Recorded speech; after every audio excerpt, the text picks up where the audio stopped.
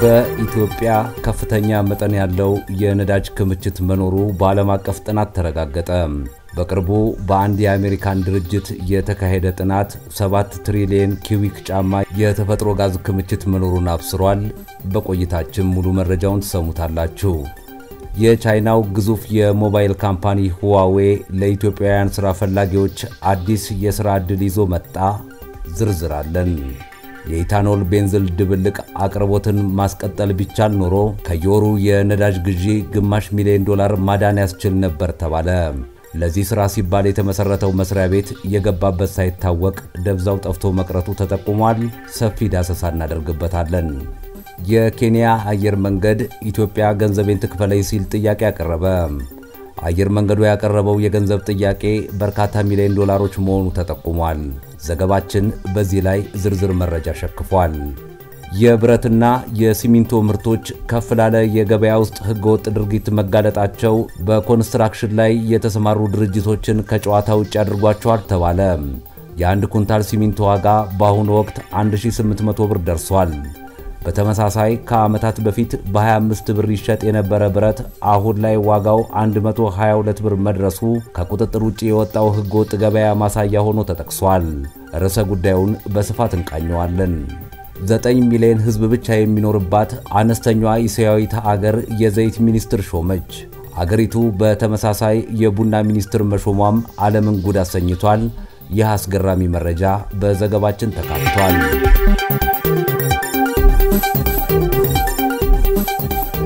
የተወደዳችሁ የቻናላችን ቤተሰቦች በያላችሁበት ሰላም ጤናና ፍቅር ይበዛላችሁ ዘንድ ልባዊ ምኞታችን ነው። እነሆ አውደ ቢዝነስ ልዩ የፋይናንስ የቢዝነስና ኢኮኖሚ ዘገባ መሰናዳችን ጀመረ። ከኤርሚዛ ኢትዮጵያ የዩቲዩብ ቻናል አብራችሁን በመቆየት ለቢዝነስና ለኑሮ ስኬት ጥያቄዎቻችሁ ምላሽ የሚሰጡ ወቅታዊ ዘገባዎችን ተካፈሉን ዘንድ በአክብሮት ጋብዘናል። ሰናይ ቆይታ።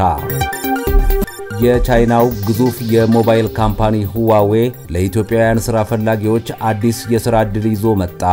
ሁዋዌ በባህር ዳር ከተማ ስራ ፈላጊዎችን በአንድ አሰባስቦ አቅምና ችሎታቸውን የመፈተሽ ሥራ ማከናወኑ ተዘግቧል።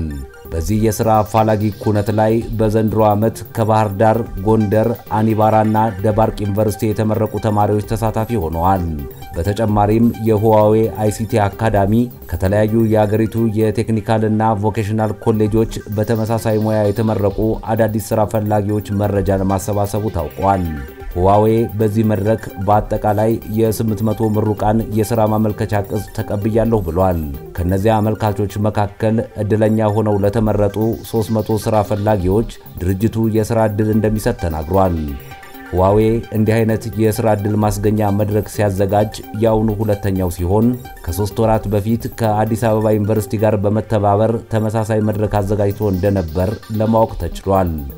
ሁዋዌ በኢትዮጵያ ውስጥ በአይሲቲ ቴክኖሎጂ ግንባታ ተግባር ከተሰማራ ከ20 ዓመት በላይ ማስቆጠሩ ይታወቃል።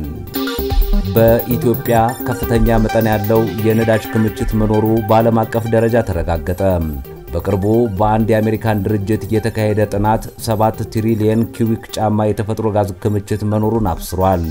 ይህ በዓለም አቀፍ አጥኚ ቡድን የተረጋገጠ ጥናት የኢትዮጵያን የመደራደር አቅም ያሳድገዋል ተብሏል። ይፋ የተደረገው ጥናት በኢትዮጵያ በኦጋዴን አካባቢ 7 ትሪሊየን ኪዩቢክ ጫማ ወይም 200 ቢሊዮን ሜትር ኪዩቢክ ገደማ የተፈጥሮ ጋዝ ክምችት መኖሩን አረጋግጧል። የማዕድን ሚኒስቴር ከአሜሪካው ኔዘርላንድ ሶይል ኤንድ አሶሺየትስ ኢንክ ኩባንያ የጥናት ተቋም ጋር በመተባበር ያስጠናውን የነዳጅ ክምችት ጥናት ይፋ በተደረገበት መርሃ ግብር ላይ እንደተጠቀሰው ኢትዮጵያ በኦጋዴን ተፋሰስ 7 ትሪሊየን ጫማ ጥልቀት ያለው የተፈጥሮ ጋዝ ክምችት እንዳላት ተረጋግጧል ተብሏል። የማዕድን ሚኒስትሩ ኢንጂነር ታከለ ኡማ በመድረኩ ላይ እንዳሉት ጥናቱ ኢትዮጵያ ከዓለም አቀፍ ተቋማት ጋር ያላትን የመደራደር አቅም ያሳድገዋል። ከዚህ ቀደም የነበሩ ኩባንያዎች ምን ያህል ክምችት እንዳለን አይነግሩንም ነበር ያሉት ሚኒስትሩ አሁን የተጠናው ጥናት ግን ለክምችቱ መጠን ዓለም አቀፍ ማረጋገጫ መስጠቱን ገልጸዋል። እንዲሁም የነዳጅ ሀብት መጠናችን በዚህ ጥናት መረጋገጡ በተስፋ ብቻ ሲነገረን የነበረው ነገር ወደ እውነትነት እንዲቀየር ያደርጋልም ሲሉ ሚኒስትሩ አክለዋል። ይህ የነዳጅ ሀብት የአዋጭነት ጥናት ለ4 ወራት የተካሄደ ሲሆን ጥናቱ ኢትዮጵያ በተለምዶ ከሚባለው በትክክል ያላት የተፈጥሮ ነዳጅ መጠን ምን ያህል እንደሆነ እንደሚያሳይ በጥናቱ ርክክብ ወቅት ተገልጿል። የጥናቱን ውጤት ይፋ በማድረግና የብቃት ማረጋገጫ ማስረጃ ርክክብ ስነ ስርዓቱ ላይ የተለያዩ ተቋማት ሚኒስትሮችን ጨምሮ የውጭ ጉዳይ ሚኒስትርና የአሜሪካ ኤምባሲ ተወካዮች ተገኝተዋል። ኢትዮጵያ በ2010 ሰኔ ወር ላይ በቀን እስከ 450 በርሜል ድፍድፍ ነዳጅ የማምረት ሙከራ ጀምራ እንደነበር መገለጹ ይታወሳል። ሆኖም ግን በህዳር ወር 2011 ዓ.ም ላይ በኦጋዴን አካባቢ በሙከራ ደረጃ ተጀምሮ የነበረው ድፍድፍ ነዳጅ የማውጣት ስራው መቆሙን የማዕድንና ነዳጅ ሚኒስቴር ገልጾ ነበር። የኢታኖል ቤንዚን ድብልቅ አቅርቦትን ማስቀጠል ቢቻል ኖሮ ከየወሩ የነዳጅ ግዢ ግማሽ ሚሊዮን ዶላር ማዳን ያስችል ነበር ተባለ። ለዚህ ስራ ሲባል የተመሰረተው መስሪያ ቤት የገባበት ሳይታወቅ ደብዛው ጠፍቶ መቅረቱ ተጠቁሟል። ኢትዮጵያ ከፍተኛ የውጭ ምንዛሪ ከምታወጣባቸው የገቢ ምርቶች ውስጥ ነዳጅ በዋናነት የሚጠቀስ ነው። ይህንን ከፍተኛ የሆነ ወጪ በተወሰነ ደረጃም ቢሆን ለመቀነስ ይረዳል በሚል ከቤንዚን ጋር በማደባለቅ ለአገልግሎት መዋል አንዱ ስራ ሆኖ ቆይቷል። ዓለም አቀፍ ልምዶችን በመቀመርና ኢትዮጵያ ኢታኖል የማምረት አቅሟን ከግምት በማስገባት E5 ወይም 5% ኢታኖል 95% ቤንዚን በመደባለቅ ለገበያ እንዲቀርብ በተወሰነው መሰረት ለተወሰኑ ዓመታት ሲሰራበት ቆይቷል። የኢትዮጵያ ነዳጅ አቅራቢ ድርጅት ዋና ስራ አስፈጻሚ አቶ ታደሰ ኃይለማርያም ለሪፖርተር እንደገለጹት ኢታኖልን ከቤንዚን ጋር በማደባለቅ ለገበያ የማቅረቡ ስራ ቢገፋ ኑሮ ብዙ ጠቀሜታ ይሰጥ ነበር። እንደ አገር ከፍተኛ ጠቀሜታ ነበረው። ሆኖም ከቤንዚን ጋር የሚቀርበውን የ5% ኢታኖል ሲያቀርቡ የነበሩ ፊንጫና መተሐራ ፋብሪካዎች በቂ ምርት ማቅረብ ባለመቻላቸው የማደባለቁ ስራ ሊቋረጥ ችሏል ብለዋል። በወቅቱ እነዚህ ስኳር ፋብሪካዎች በቀን ያቀርቡት የነበረው ከ50,000 እስከ 60,000 ሊትር ኤታኖል ከቤንዚን ጋር ተደባልቆ ለአዲስ አበባና ለአካባቢው ከተሞች ይቀርብ እንደነበር አስታውሰዋል።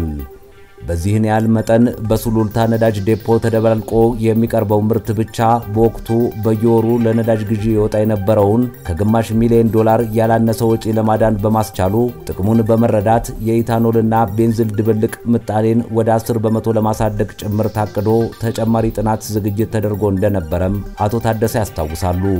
የኢታኖል ድብልቅ መጠኑን ወደ 10% ለማሳደግና በአዲስ አበባና በአካባቢው የተወሰነውን ኢታኖል ድብልቅ ቤንዚን ስርጭት በመላ አገሪቱ ለማዳረስ ታቅዶ እንደነበረ ይህንን እቅድ ለማሳካትም በወቅቱ ከነበሩ ስኳር ፋብሪካዎች በተጨማሪ ሌሎች አዳዲስ 10 ስኳር ፋብሪካዎች እንደሚገቡ ታሳቢ መደረጉን ገልጸዋል። ነገር ግን ታሳቢ የተደረጉት አዳዲስ ፋብሪካዎች ግንባታ መዘግየት እቅዱን ለማሳካት እንዳላስቻለ ይባስ ብሎ ኢታኖልን ያመርቱ የነበሩ ስኳር ፋብሪካዎችም የምርት መጠን በማሽቆልቆሉ ለአዲስ አበባና አካባቢዋ ይቀርብ የነበረው የኢታኖል ድብልቅ ቤንዚን ስርጭት እንዲቋረጥ ማስገደዱን ገልጸዋል። በነዳጅና በነዳጅ ውጤቶች ሙያ ላይ ለረጅም ዓመታት የሰሩት ዶክተር ሰርካለም ገብረ ክርስቶስ እንደገለጹት ኢታኖል ድብልቅ ቤንዚን እንደ ኢትዮጵያ ላለ ሀገር ጠቃሚ ነው። ይህንን አሰራር ማስፋት ይቻል እንደነበረ የገለጹት ባለሙያዋ በዚህ መንገድ የቤንዚን ወጪን ከ10 እስከ 15% መቀነስ ቢቻል ከወጪ ቅናሹ ይገኝ የነበረው ጥቅም ቀላል የሚባል እንዳልሆነ አስረድተዋል። እንደ ብራዚልና ኩባ ያሉ አገሮች የኢታኖል ድብልቅ ቤንዚንን እስከ 40% ወይም E40 ማድረሳቸው የጠቀሜታው ማሳያ መሆኑን የሚያስረዱት ዶክተር ሰርካለም እነዚህ ሀገሮች ቤንዚን ላይ ብቻ ሳይሆን በናፍጣ ላይም እንደሚጠቀሙ አስረድተዋል። የነዚህ ሀገራት ልምድ የሚያሳየው የቤንዚን ወጪያቸውን በከፍተኛ ደረጃ መቀነስ መቻላቸውን እንደሆነ በመጥቀስ ኢትዮጵያም ኢታኖልን ለማምረት የሚያስችል አቅምም ሆነ ድሉ ስላላት ይህንን አሰራር በማስቀጠል ተጠቃሚ መሆን እንዳለባት ይመክራሉ።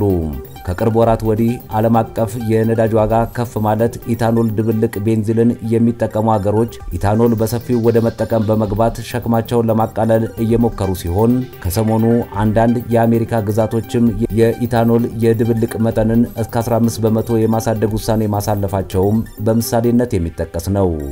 በኢትዮጵያ ኢታኖልን ከቤንዚን በመደባለቅ ይተገበር የነበረው አሰራር ከተቋረጠ ከ4 ዓመት በላይ እንደሆነው የጠቆሙት አቶ ታደሰ ይህ አሰራር እየጎለበተ መጥቶ ቢሆን ኖሮ በተለይ የነዳጅ ዋጋ በናረበት በአሁኑ ወቅት ኢታኖልን ከቤንዚን መደባለቅ የቤንዚን የችርቻሮ ዋጋን በመቀነስ ለመንግስትም ሆነ ለማህበረሰቡ ከፍተኛ አስተዋጽኦ ያበረክት ነበር ብለዋል። የኢታኖልና ቤንዚል ድብልቅ ለገበያ ይቀርብ በነበረበት ወቅት ይኸው የዋጋ ቅናሽ በግልጽ ተስተውሎ ነበር። የ1 ሊትር ቤንዚል ዋጋ 21 ብር ከ87 ሳንቲም ይሸጥ በነበረበት ወቅት ኢታኖል ድብልቅ 21 ብር ከ33 ሳንቲም ይሸጥ እንደነበርና በሁለቱ መካከል በአማካይ 55 ሳንቲም ልዩነት እንደነበር መረጃዎች ይጠቁማሉ። ይህ ልዩነት ቀላል የማይባል መሆኑን የሚጠቅሱት አቶ ታደሰ አገልግሎቱ ባይቋረጥና የሚደባለቀውን የኢታኖል መጠን እየጨመሩ መሄድ ቢቻል እንደ ሀገር ትልቅ ጠቀሜታ ያስገኝ ነበር ይላሉ። ዶክተር ሰርካለምም በዚሁ ሐሳብ ይስማማሉ። አብዛኛው ቤንዚል ተሽከርካሪ አዲስ አበባ ላይ በመሆኑ ከ70 እስከ 75 በመቶ በላይ የኢትዮጵያ ቤንዚል ፍጆታ በአዲስ አበባና በዙሪያ እንደሚቀርብ የገለጹት ዶክተር ሰርካለም በዚህም ምክንያት የኢታኖል ድብልቅ ቤንዚል አዲስ አበባ ላይ እንዲተገበር መደረጉ ተገቢ እንደነበር ገልጸዋል። ነገር ግን በ5 በመቶ የተጀመረው ስራ ወደ 10 በመቶ ያድጋል ተብሎ ሲጠበቅ መቋረጡ ትክክል እንዳልሆነም ያስረዳሉ። ይህም በአግባቡ አቅዶ መተግበር ላይ ያለብንን አገራዊ ችግር ያሳያል ይላሉ። ኢታኖል ከቤንዚል ደባልቆ መጠቀም ጠቀሜታው ታውቆ ስራው ከተጀመረ በኋላ መቋረጡም የመንግስትን ትኩረት ማጣት ያመላክታል ብለዋል። ከዚህ በፊት ለኢታኖል ድብልቅ ተብሎ የተቋቋመው መስሪያ ቤት ዛሬ የት እንዳለ አይታወቅም የሚሉት ዶክተር ሰርካለም በተጠና መልኩ ስራው ቀጥሎ ቢሆን ኖሮ ጠቀሜታው ለአገር ነበር ሲሉ ቁጭታቸውን አካፍለዋል። አሁንም ይህንን አገልግሎት መልሶ መጀመር ብዙ ጠቀሜታ እንደሚኖረው የጠቀሱት አቶ ታደሰ በበኩላቸው አዳዲስ የስኳር ፋብሪካዎች ኢታኖልን በብዛት የሚያመርቱ ከሆነ አሁንም ኢታኖል ድብልቅ ቤንዚልን መልሶ ለገበያ ማቅረብ የሚቻልበት ትልቅ እድል መኖሩን ጠቁመዋል። ከቤንዚል ጋር የሚደባለቀውን ኢታኖል የሚያመርቱት የአገሪቱ ስኳር ፋብሪካዎች አሁንም ኢታኖል እያመረቱ ቢሆንም የሚያመርቱት የኢታኖል መጠን ግን በሚፈለገው ልክ ባለመሆኑ ምርቱ በአሁኑ ወቅት ለአልኮልና እንደ ሳኒታይዘር ላሉ የንጽህና መጠበቂያ ምርቶች ግብአትነት ብቻ እየዋለ ነው። በተለይ ከኮቪድ-19 ወረርሽኝ መከሰት በኋላ በየፋብሪካዎቹ የሚመረተው ኢታኖል የንጽህና መጠበቂያ ምርቶችን ለማምረት በግብአትነት እንዲውል በመደረጉ ለቤንዚል የሚሆን ኢታኖል ማቅረብ እንዳይታሰብ ማድረጉን ይናገራሉ። በሌላ በኩል ኢታኖል ረጅም ጊዜ መጠቀም ተሽከርካሪ ላይ ችግር አለው የሚል አስተያየት የሚሰነዘር ቢሆንም ዶክተር ሰርካለም ግን ይህንን ያህል ችግር እንደሌለው ጠቁመዋል። ስለዚህ ጠቀሜታው የጎላ ስለሆነ አሁንም ለመስራት ጊዜው አረፈደም ሲሉ መክረዋል። የብረትና የሲሚንቶ ምርቶች ከፍ ላለ የገበያ ውስጥ ህገወጥ ድርጊት መጋለጣቸው በኮንስትራክሽን ላይ የተሰማሩ ድርጅቶችን ከጨዋታ ውጭ አድርጓቸዋል ተባለ። የአንድ ኩንታል ሲሚንቶ ዋጋ በአሁኑ ወቅት 1800 ብር ደርሷል። በተመሳሳይ ከዓመታት በፊት በ25 ብር ይሸጥ የነበረ ብረት አሁን ላይ ዋጋው 122 ብር መድረሱ ከቁጥጥር ውጭ የወጣው ህገወጥ ገበያ ማሳያ ሆኖ ተጠቅሷል። የዋጋ ንረት በከፍተኛ ሁኔታ ተጽዕኖ እያሳደረባቸው ከሚገኙ የኢኮኖሚ ዘርፎች ውስጥ የኮንስትራክሽን ኢንዱስትሪው ተጠቃሽ ነው። ኢንዱስትሪው ለሀገሪቱ ኢኮኖሚ አስተዋጽኦ ያለው ድርሻ ከፍተኛ የሚባል የነበረ ሲሆን በአሁኑ ወቅት ግን ከዋጋ ንረት ጋር በተያያዘ ከፍተኛ ችግር ውስጥ መዘፈቁ እየተነገረ ነው። ቀድሞም ቢሆን ብልሹ አሰራሮች የነበሩበት ይህ ዘርፍ ለተከታታይ ዓመታት በኮንስትራክሽን ግብአቶች ላይ ፍጹም ተጠባቂ ባልሆነ ሁኔታ የታየው የግብአቶች የዋጋ ጭማሪ ኢንዱስትሪውን በእጅጉ ስለመጉዳቱ የኢትዮጵያ ኮንስትራክሽን ማህበር በተደጋጋሚ ሲገልጽ ቆይቷል። የማህበሩ ፕሬዝዳንት ኢንጂነር ግርማ ሀብተማርያም እንደገለጹትም በተለይ ባለፉት 2-3 ዓመታት በግንባታ ግብአቶች ላይ እየታየ ያለው የዋጋ ጭማሪ ብዙ ፕሮጀክቶች እንዲቋረጡ ምክንያት ከመሆኑም በላይ ብዙ ኮንስትራክሽኖችንም ለኪሳራ የዳረገ እስከመሆን ደርሷል። ችግሩ በዚህ ብቻ የማይገለጽ መሆኑን የጠቆሙት ፕሬዝዳንቱ በግንባታ ዕቃዎች መወደድ ሳቢያ የኮንስትራክሽን ድርጅቶች ብዙ ሰራተኞችን ለመቀነስ መገደዳቸውንም ይጠቁማሉ። ኪሳራ ውስጥ ላለመግባት የዋጋ ጭማሪውን ተቋቁመው በእጅ ያሉ ስራዎቻቸውን ለማጠናቀቅ የሚተጉትም ቢሆን እድለኛ ሆነው ስራቸውን ካጠናቀቁ በኋላ ቀጣይ ህልውናቸው ምን ሊሆን እንደሚችል እንኳን ለመገመት ያዳግታል ይላሉ። በሁሉም የግንባታ ዕቃዎች ላይ የዋጋ ጭማሪው ተገማች ያልሆነ መሆኑን የሚጠቅሱት አቶ ግርማ በተለይ ብረትና ሲሚንቶ ዋጋውም ሆነ አጠቃላይ የግብይት ሂደቱ የተበላሸ ሆኖ መቀጠሉ ለዚህም ሁነኛ መፍትሄ ሊበጅ አለመቻሉ ችግሩን የበለጠ እንዳባባሰው አመልክተዋል። ማህበራቸው ከተቋቋመ ጊዜ ጀምሮ ከዋጋና ከግብይት ጋር የተያያዙ ችግሮች እንዲፈቱ ለመንግስት አቤቱታ ያቀረበ ቢሆንም መፍትሄ የተባሉ ውሳኔዎች በተግባር ሊቀየሩ ባለመቻላቸው በተለይ የብረትና የሲሚንቶ የግብይት ስርዓት ብልሽት ከድጡ ወደ ማጡ እየሆነ መሄዱንም በምሬት ገልጸዋል። ሌላው ቀርቶ በቅርቡ በተከታታይ የሲሚንቶ ጉዳይ መፍትሄ ተበጅቶለታል፣ የተለያዩ እርምጃዎች ተወስደዋል እየተባለ እንኳን የታየ ለውጥ አለመታየቱን ይባስ ብሎ አሁን ላይ የአንድ ኩንታል ሲሚንቶ ዋጋ 1800 ብር መድረሱን በምሳሌነት ጠቅሰዋል። አሁን ደግሞ በብረት ገበያ ውስጥ ተመሳሳይ ችግር እየታየ ስለመሆኑ የሚጠቁሙት ኮንትራክተሮች የዋጋ ጭማሪው ብቻ ሳይሆን አጠቃላይ የብረት ግብይት ህገወጥ አሰራሮች እየታዩበት መሆኑን ይገልጻሉ። የብረት ዋጋው ዓለም አቀፍ ገበያን ያላገናዘበ የሆነ መምጣቱንም ያስረዳሉ።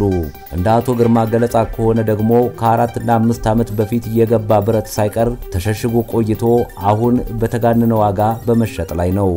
5 እና 6 ዓመት 1 ኪሎ አርማታ ብረት ከ20 እስከ 25 ብር ያስገቡ ሰዎች አሁን 122 ብር እየሸጡ ነው መባሉንም ይጠቅሳሉ። በአጠቃላይ የዚህን ሀገር ገበያ ለመጠየቅ ይሻላል የሚሉት አቶ ግርማ በገበያው ብዙ ነገር እየተበላሸ በመሆኑ ኢንዱስትሪውን እየጎዳና ሰራተኞችንም እያፈናቀለ እንደሚገኝ በመጥቀስ አፋጣኝ መፍትሄ ይበጅለት ይላሉ። በዋጋ ጭማሪና በተወነባበደ የገበያ ስርዓት ብቻ ከደረጃ 1 ኮንትራክተሮች ውስጥ ጥቂት የማይባሉ ስራተው 4 እና 5 ዓመት እንዳለፋቸው አንዳንዶቹ ደግሞ ለባለሙያዎቻቸው ክፍያ እየከፈሉ የተቀመጡ ቢሆንም አዳዲስ ፕሮጀክቶችን ማግኘት አለመቻላቸውን ጠቅሰዋል። የኮንስትራክሽን ስራ ተቀዛቅዟል እየተባለ በሌላ በኩል ደግሞ የግንባታ ግብዓቶች ዋጋ እያሻቀበ መምጣት ብዙዎችን እያነጋገረ ሲሆን በተለይ የብረትና የሲሚንቶ ዋጋ ፈጽሞ አልቀመስ ያለበት ምክንያት ግንባታዎች በስተው ሳይሆን የግብይት ግብዓቶች መበላሸት ያመጣው ችግር መሆኑን ይገልጻሉ። የሀገር ውስጥ ብረት አምራቾች ግብዓት የሚሆናቸውን ጥሬ ዕቃ ከውጭ የሚያስመጡ ቢሆንም በትክክል ወጫቸውን አስልተው ትክክለኛ የትርፍ ህዳግ ይዘው እየሸጡ ነው ብሎ ለማመን እንደሚከብድ አቶ ግርማ ገልጸዋል። ነገር ግን ከውጭ የሚመጣው የጥሬ ዕቃው ቀረጥ ይታወቃል። ማምረቻ ወጫቸውና የሚሸጡበት ዋጋ በአማካይ መገመት ቢቻልም የተጋነነ ትርፍ ተይዞ ሲሸጥ መንግስት ቁጥጥር አለማድረጉ ትልቅ ችግር እየፈጠረ እንደሆነ ይገልጻሉ። ስለዚህም አጠቃላይ የማምረቻ ዋጋው እየታወቀና ከውጭ የሚገባውም ከማንም የተሸሸገ ባይሆንም መንግስት ገበያውን ለማረጋጋት የሚያስችል እርምጃ ባለመውሰዱ ችግሩ መባባሱን ያመለክታሉ። ዋጋን ለመቆጣጠር እየተቋቋሙ እንዲሁም የሙስና ኮሚሽን አለ ቢባልም እነዚህ ተቋማት ኃላፊነታቸውን በአግባቡ ባለመወጣታቸው ለችግሩ መባባስ ተጠቃሽ ናቸው ተብሏል። በቀደመው ጊዜ አንድ ቤተሰብ ነበር ብረት የሚያስመጣው ያሉት አቶ ግርማ አንድ ሰሞን ደግሞ ደረሰኛ ተጠይቁን የግንባታ ቦታ ወይም ሳይት ድረስ በቅናሽ እናመጣለን የሚሉ ሁሉ መምጣታቸውን በመጥቀስ የችግሩን ደረጃ ያሳያሉ። አንድ የደረጃ 1 ኮንትራክተር ደግሞ በዓለም አቀፍ ደረጃ የብረት ዋጋ እየቀነሰ ቢሆንም ኢትዮጵያ ውስጥ እየተሸጠበት ያለው ዋጋ አሁንም ሊቀንስ አለመቻሉና በህገወጥ መንገድ የሚገቡ የብረት ምርቶች ገበያ ውስጥ ችግር እየፈጠሩ መሆኑን ጠቅሰዋል። ከፍተኛ ኪሳራ ላይ የሚገኘው የኬንያ አየር መንገድ ለኢትዮጵያ መንግስት የክፍያ ጥያቄን አቀረበ። ክፍያው የኬንያ አየር መንገድ በኢትዮጵያ ለሰጣቸው አገልግሎትና ሽያጮች ገንዘብ ከብር ወደ ዶላር ተቀይሮ መሰጠት የነበረበት እንደሆነ አስረድቷል። አየር መንገዱ ተመሳሳይ ጥያቄን ለናይጄሪያ መንግስትም አቅርቧል። በአሰራር ደረጃ አየር መንገዶች አገልግሎታቸውን በውጭ ሀገራት ሲሸጡ በአገሬው ገንዘብ ከተገበያዩ በኋላ ገንዘባቸው የሚሰጣቸው በዶላር ነው።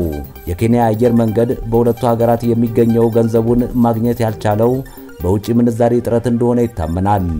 የኬንያ ባለስልጣናት ለኬንያ አየር መንገድ የሚገባውን ክፍያ እንዲፈጽሙ የኢትዮጵያንና የናይጄሪያን ባለስልጣናት በማነጋገር ላይ እንደሆነ ተዘግቧል።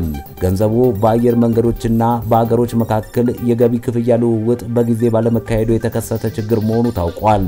የኬንያ አየር መንገድ ሁለቱ መንግስታት ሊከፍሉት ይገባ የነበረ በሚሊዮን ዶላር የሚቆጠር ገንዘብ ሊያገኝ ያልቻለው ግን በዋናነት በውጭ ምንዛሪ እጥረት ምክንያት ነው ተብሏል።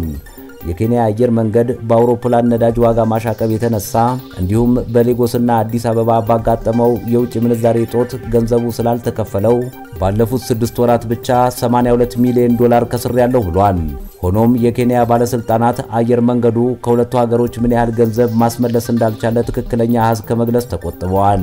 የሀገሪቱ ባለስልጣናት አሁን ይህንን ለኬንያ አየር መንገድ የሚገባውን ገንዘብ ከአዲስ አበባና ከሌጎስ ለማግኘት ዲፕሎማሲን አማራጭ አድርገዋል። በተያያዘ ዜና የዓለም አቀፉ አየር ትራንስፖርት ማህበር ይፋ እንዳደረገው ለተለያዩ አየር መንገዶች መከፈል የነበረበት ግማሽ ቢሊዮን ዶላር የሚጠጋ ገንዘብ በናይጄሪያ ቀርቷል። የዱባዩ ኤሚሬትስ ግሩፕ በተመሳሳይ በናይጄሪያ የሚገኘው ገንዘቤን ማግኘት አልቻልኩም በሚል ወደዚያ የሚያደርጋቸውን በረራዎች ማቋረጡ ይታወሳል። ይህም የዶላር እጥረት በአቪዬሽን ኢንዱስትሪው የፈጠረው ሌላ ችግር ሆኖ ተመዝግቧል። የውጭ አየር መንገዶች አገልግሎታቸውን መሸጥ ያለባቸው በአገሬው መገበያያ ገንዘብ ነው። ይሁንና ገንዘባቸውን የሚወስዱት ግን ወደ አሜሪካን ዶላር ከተቀየረ በኋላ ነው። መደበኛ አሰራሩ ይህ ይሁን እንጂ በርካታ ሀገሮች በውጭ ምንዛሪ እጥረት መቸገራቸው ዕዳቸውን በዶላር ለመክፈል እየተንገላቱ ይገኛሉ። በአፍሪካ የህዝብ ቁጥር ቀዳሚ የሆነችው ናይጄሪያ ከቅርብ ጊዜ ወዲህ በገጠማት የውጭ ምንዛሪ እጥረት ግዙፍ የውጭ ኩባንያዎች ላቀረቡት ምርትና አገልግሎት በሚከፈላቸው ዶላር መጠን ላይ ገደብ ለመጣል ተገዳለች ሲል የዘገበው ቢቢሲ ነው።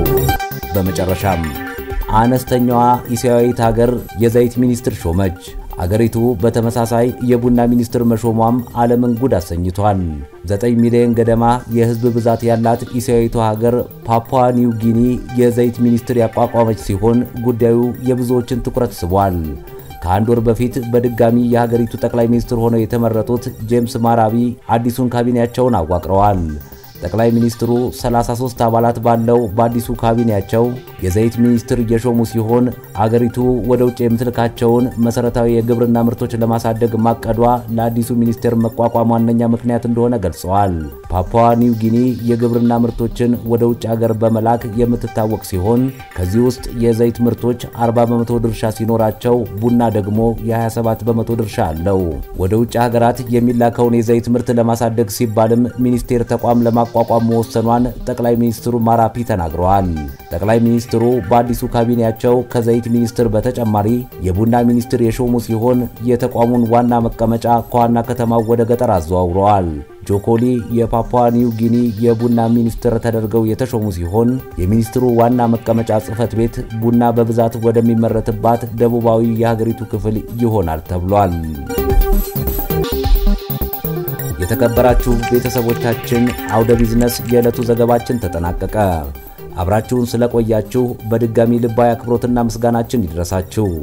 መሰናዷችን ዳግመኛ በአዳዲስ ትኩስና ጠቃሚ የቢዝነስ የፋይናንስና ኢኮኖሚ መረጃዎች ስትመለስ ደግመን እንደምናገኛችሁም ተስፋችን ብሩህ ነው። እስከዛው በያላችሁበት ሰላምና ጤና ቆዩን።